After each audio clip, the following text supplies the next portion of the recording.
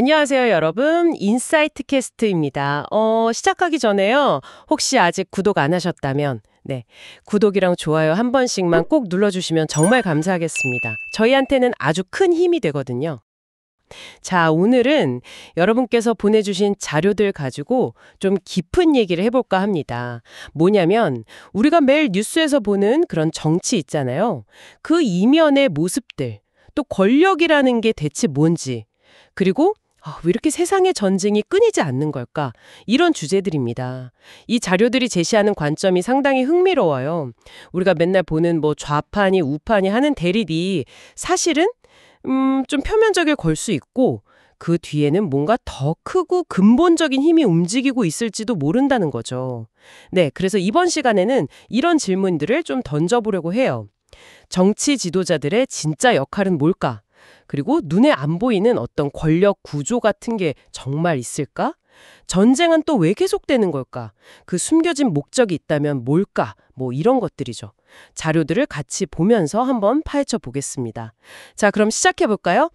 먼저 자료에서 딱 예시로 드는 게 현 미국 대통령이죠. 도널드 트럼프.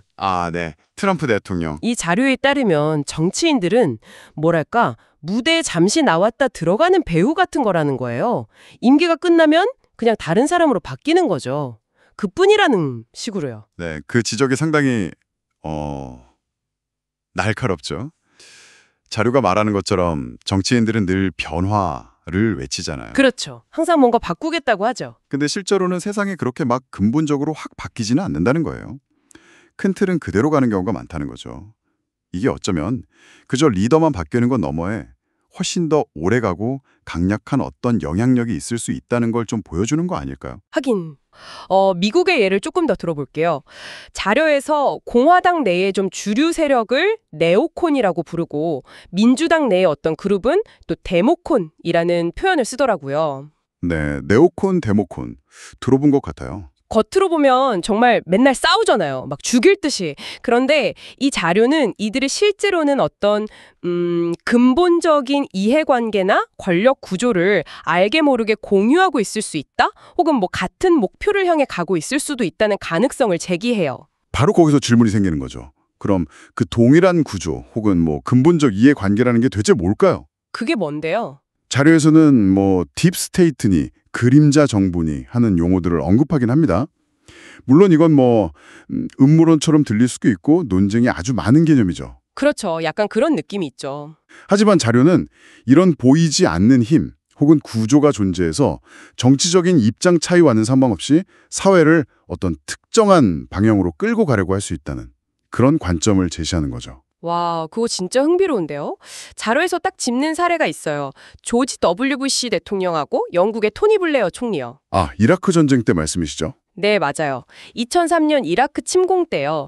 부시는 공화당, 네오콘 성향이고 블레어는 노동당, 그러니까 좌파잖아요. 네, 완전히 다르죠. 그런데 어떻게 그렇게 똑같은 목소리를 낼 수 있었냐는 거죠. 전쟁이라는 그 목표 앞에서는 완전히 하나가 된 것처럼 보였으니까요.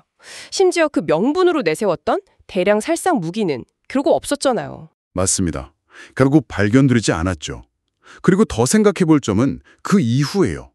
부시 다음에는 민주당의 버락 오바마가 대통령이 됐고 블레어 다음에는 보수당의 데이비드 카메론이 총리가 됐죠. 네, 정권이 교체됐죠. 그런데 자료에 따르면 전쟁은 오히려 더 확대됐다는 겁니다. 오바마 대통령 때도 미군의 군사작전은 리비아나 시리아 같은 여러 지역에서 계속됐거든요.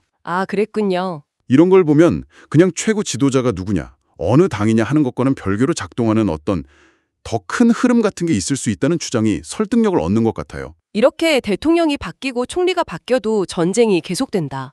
이걸 보면 자료는 그 이유를 지도자 개인에게서 찾기보다는 더 근본적인 데서 찾아요. 전쟁 자체가 가진 어떤 기능, 역할 때문이라는 거죠. 네, 바로 창조적 파괴라는 개념을 이야기합니다. 창조적 파괴요? 좀 무서운 말인데요? 그렇죠. 자료는 전쟁을 그냥 비극적인 사건으로만 보지 않고 때로는 사회 구조를 바꾸기 위한 가장 효과적인 수단으로 보는 시각을 소개해요. 효과적인 수단이라. 네, 그러니까 기존의 질서를 의도적으로 파괴하고 그 혼란 속에서 권력을 특정 세력에게 더 집중시키고 또 사회 통제는 강화하는 방식으로 새로운 질서를 만든다는 거예요. 아, 자료는 지난 팬데믹 상황 때 우리가 경험했던 여러 통제들 있잖아요. 개인의 자유를 제한하거나 이동을 통제하거나 했던 것들. 그런 것도 어쩌면 이런 큰 그림의 일부일 수 있다고 보는 거죠. 듣고 보니 정말 이상하긴 하네요. 우리가 뭐 복지 문제나 교육 문제 얘기하면 항상 돈이 없다, 예산이 부족하다 그러잖아요. 네, 늘 그렇죠. 그런데 전쟁 비용은 어떻게든 만들어내는 것 같아요. 자료에서도 그 점을 딱 꼬집어요.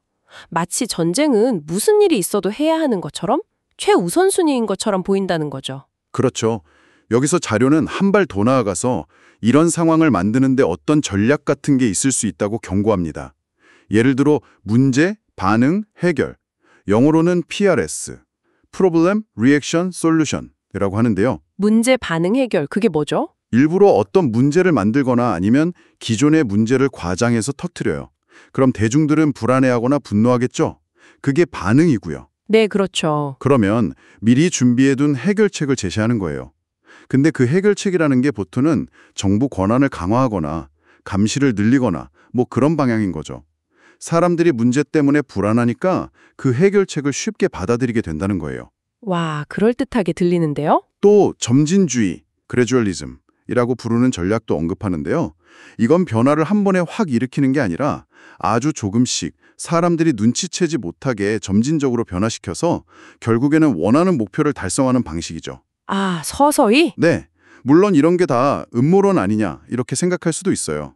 하지만 자료는 이런 주장들이 그냥 나온 게 아니라 나름의 근거들을 가지고 있으니 무조건 무시하기보다는 좀 비판적으로 검토해 볼 필요가 있다는 입장이죠. 자, 그럼 오늘 쭉 살펴본 내용을 한번 정리해 볼까요? 이 자료들은 기본적으로 우리가 TV나 신문에서 보는 그런 정치적인 싸움, 뭐 좌우 대립 같은 것들이 어쩌면 그냥 잘 만들어진 쇼일 수도 있다는 거예요. 네, 표면적인 현상일 수 있다는 거죠. 그리고 그 뒤에서는 보이지 않는 어떤 세력이나 구조가 전쟁 같은 아주 극단적인 방법까지 동원해서 사회를 자기들이 원하는 방향으로 끌고 가려고 할 수도 있다는 가능성을 제기하는 거죠. 그렇죠. 그 과정에서 우리가 아는 정치인들은 그냥 일시적으로 역할을 맡은 대리인, 배우에 불과할 수도 있다는 그런 관점이고요. 여러분께서는 이 자료들이 제시하는 이런 관점들에 대해서 어떻게 생각하시나요? 오늘 저희가 나눈 이야기가 여러분이 정치를 보고 전쟁을 보고 또 권력의 본질을 생각하는 데 있어서 어떤 새로운 질문을 던졌는지 궁금합니다.